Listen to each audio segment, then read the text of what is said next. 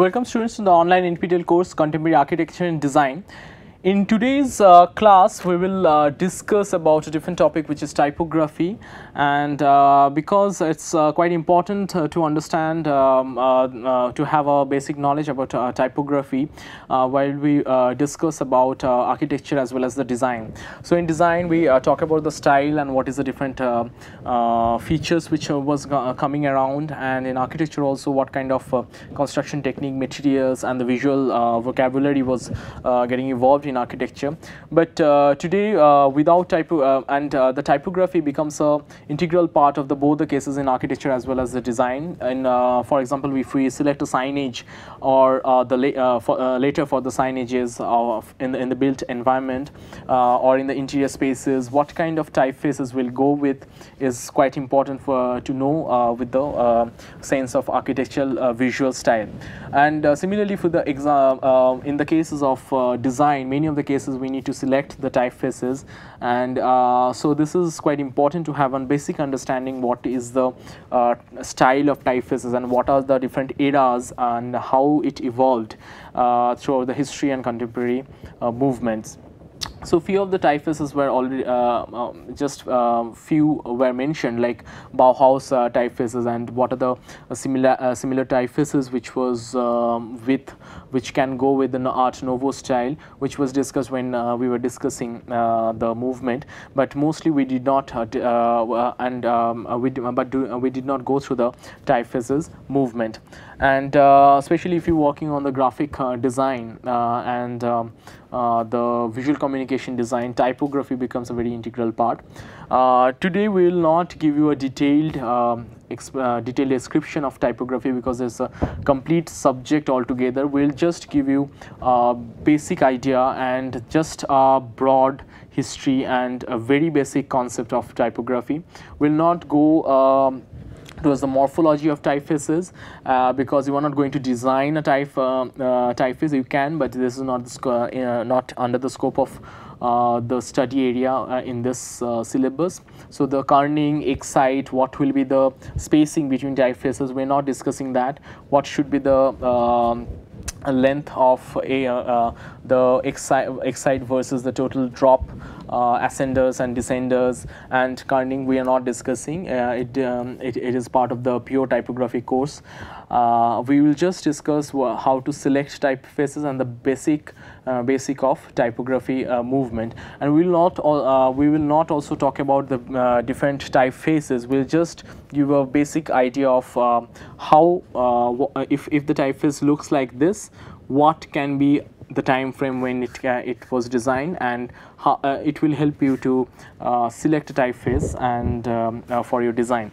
So we'll also not give you a very vast list of typefaces which you have to select, and how to understand what is a good typeface versus a poorly designed typeface. We'll also not discuss that. We'll just give you a basic idea of how what are the different segments of typography, what are the different classifications.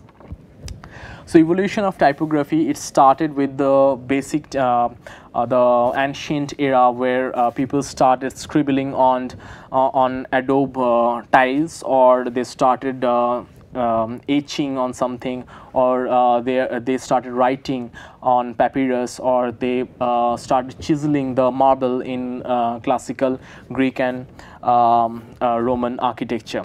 So the first typefaces which got evolved during the classical era is called Sans-Serif Typefaces, because they had to chisel out from a stone. So they had the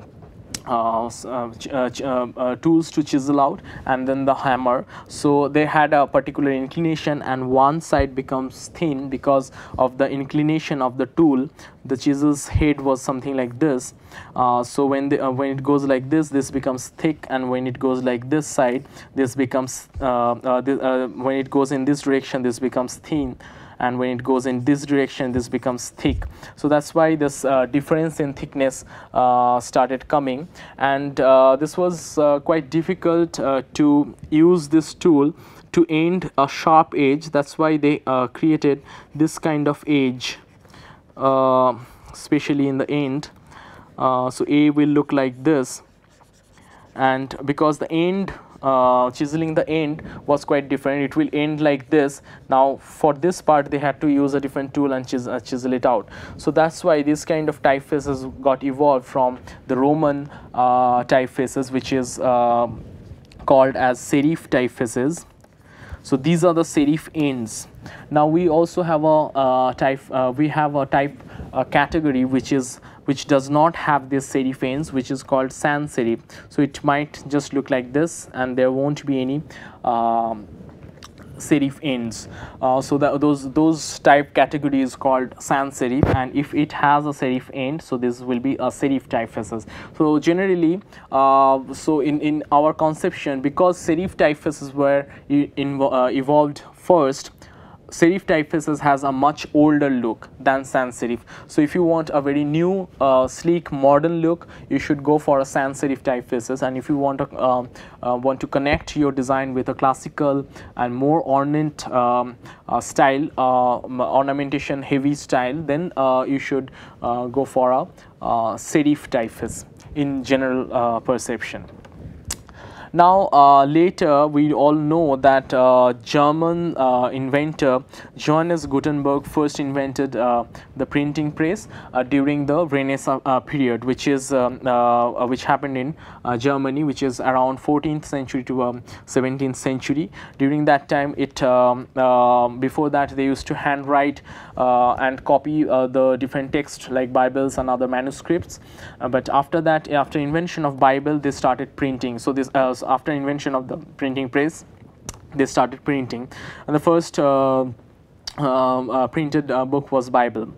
And then so from there printed text started coming. Before that it was calligraphy, and before that it was chiseled. It was chiseled from stone on write up on papyrus, or scratch on adobe clay tiles. This was the different paradigms. Now after invention of the printing press, there was a need for homogeneous typefaces. So that started evolving. On the first one of the first style was Littera Antica and other typefaces, which has a very classical or the medieval look, and which got evolved from calligraphy. So these are not calligraphic typefaces. So this is Gutenberg's Bibles, one of the page, but if you look at this, so this looks like a calligraphy. So these ends were like that. So if you have a calligraphic pen, so this kind of change of line thickness will be there, because they before that the Bibles used to look like because it was handwritten. And people used to copy the manuscript to make another copy of the Bible or the other books. So it used to look something like the handwritten calligraphy thing. So that got inspired, and the first kind of typefaces which was used in the printing press has a direct inspiration from the calligraphic style. So these kind of letters, if you see, these are quite pre-industrial revolution. It has a look of pre-industrial revolution. So these are not modern styles. So this will go with the Renaissance and those Baroque Rococo style of design. Now next, so this is the evolution in the 15th century Italy. So Littera Antica, which we see that this kind of old style fonts are started generating. So there's a designer, Nicholas Johnson, who designed this kind of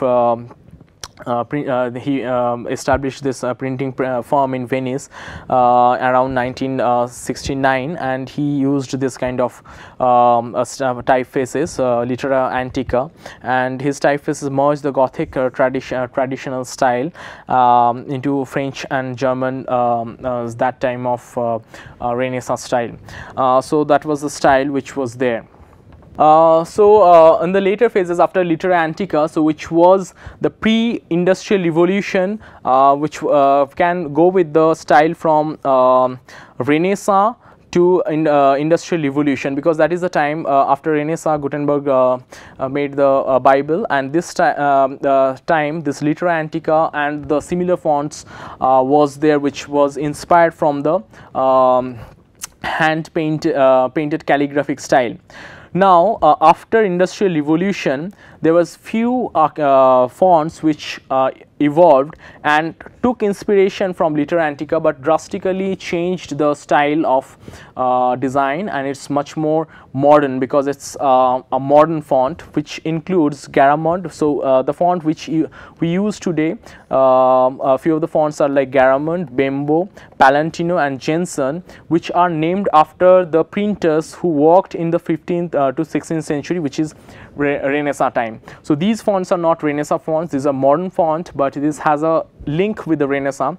So we all know that in the beginning of the modern style, so there was a few architecture and design movement which went against the machine movement, and then they established the hand the craftsmanship. So for example, Art Nouveau, and also later Art Deco and Chicago style. We have this in the Chicago style also, it's in few cases Louis Sullivan's work Art Nouveau was blended with Chicago style, and other styles where this is not like internationalist movement. So in internationalist and Bauhaus we cannot use, but in the other cases, so we can use these kind of fonts which has a connection with the handwritten calligraphic style, which is known in together, it's known as a humanist font, which evolved in the modern era.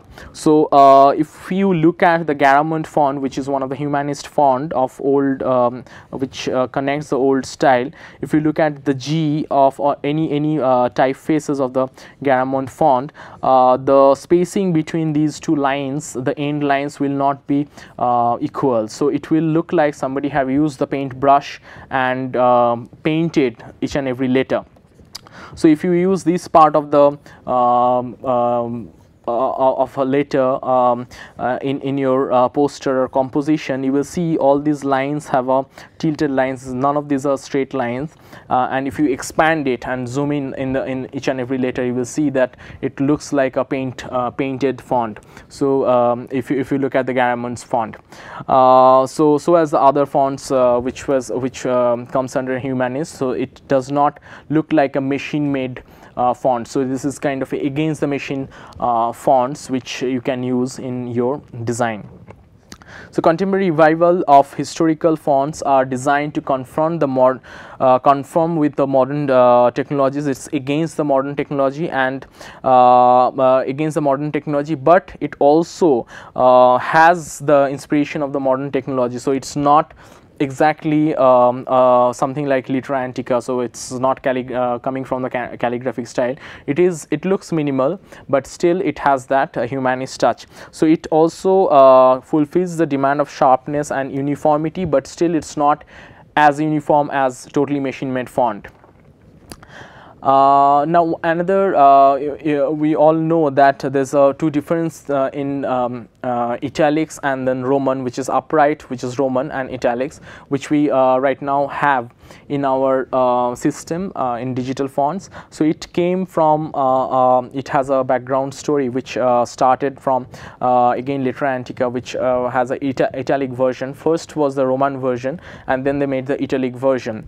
So what happened is, in the italic style, it was it become a little less expensive because the cursive font saved money, because it saves spaces. So when you are writing like this, so that started saving spaces, because and the next font has a similar space, so it does not end like this and the next font starts after this. So this is a space saving happening because of the slant. So in the smaller space you can write more text, so that's why this is this becomes cheaper. And from there the italic version of the typefaces came, and which is also available right now in the digital version. In the 16th century, printers began integrating Roman and italic form into the same family. Right now we have a similar excite, and in one type of type family has italics, bold, ultra thin, and all these variations are there in today's one type family. So Sabon is one of the typefaces which is designed by Jan Taschereau in 1966, which is of kind of mid-modern, which is based on a 16th century typefaces of Claude Garamond, and Garamond was on one of the that kind of typefaces which is named after Garamond, Claude Garamond. And if you look at Sabon also has a similar kind of thing. So it's you can see this is changing and has this sans-serif style. So this is a humanist or old style later, which has a depiction of the Roman typefaces of 15th and 16th century, and it's kind of a revival of the similar typefaces. But this was designed in 19th century, when the in 19th century, which is modernist movement. Then there's the next phase, which is transitional, which comes after that.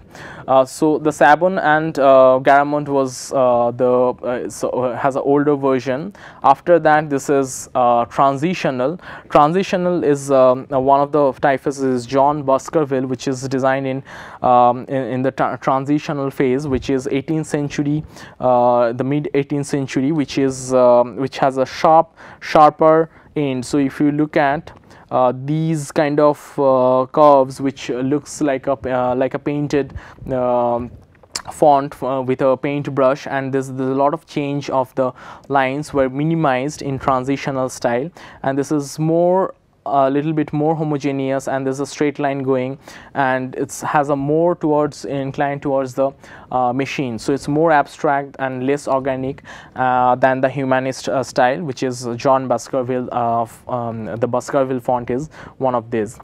Now next is the another style, which is it started changing. So this style is called this is a Bodini font, where you can see the curves of these serif ends got minimized, and this has a more machine made aesthetics than the previous one. So it went towards a little farther, and so these are the fonts where there are still serif ends which is ornate and has a connection of the previous the pre-industrial evolution style. So these kind of these three font can go with the Renaissance, Baroque, Enlightenment period, as well as the Rococo, as well as the Art Nouveau, and those periods which is which is going against the machine. Now another kind of style is this is we are right now coming in the sans-serif. So this looks more modern and more contemporary. So there's no serif ends at the end.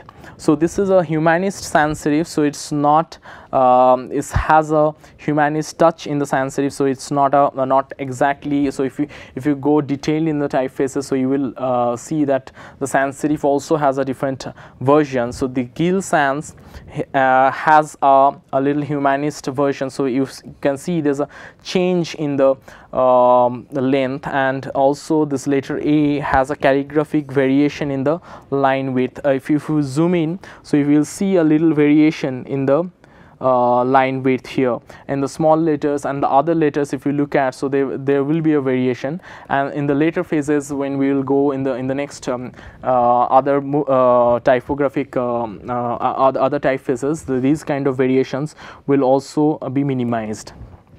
So this is a humanist sans-serif, which is Gill Sans.